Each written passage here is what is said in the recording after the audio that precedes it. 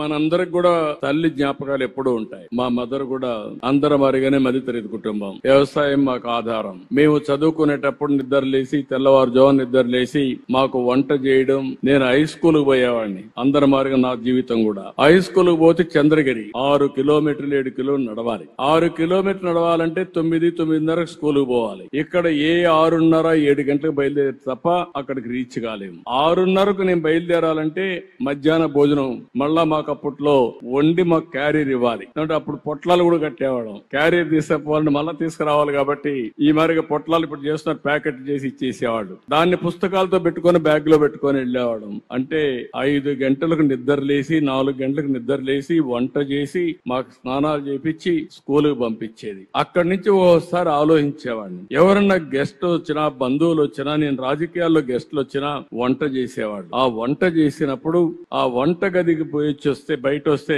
కళ్ళంతా నీళ్లు కనపడేటివి. అంటే ఆ పొగంతా వచ్చేది, కడుపులేకి పొగబోయేది, కళ్ళ నీళ్లు వచ్చేటివి. అది చూసిన తర్వాత నాకు అనిపించింది, ముఖ్యమంత్రి అయిన తర్వాత నా తల్లి పడిన కష్టాలు ఏ ఆడబిడ్డ పడకూడదనే ఉద్దేశంతోనే దీపం ద్వారా వంట గ్యాస్ సిలిండర్లు మీకు ఇచ్చాను. దేశంలో ఎవరికి ఆలోచన రాలేదు. మా తల్లి కష్టాలు చూశాను. అందుకే నా ఆడబిడ్డలు అవస్థ పడకూడదనే ఉద్దేశంతో 95-97లోనే ఆడబిడ్డలందరికీ గ్యాస్ సిలిండర్లు ఇచ్చాను. ఇప్పుడు మళ్లీ కొంతమంది రేట్లు పెరిగాయని మళ్ళా కట్టెల పొయ్యి పెట్టుకుంటా ఉంటే ఇది కరెక్ట్ కాదని దీపం 2 కింద మళ్లీ 3 సిలిండర్లు ఉచితంగా ఇచ్చే కార్యక్రమానికి శ్రీకారం చుట్టాను. ఇది స్ఫూర్తి.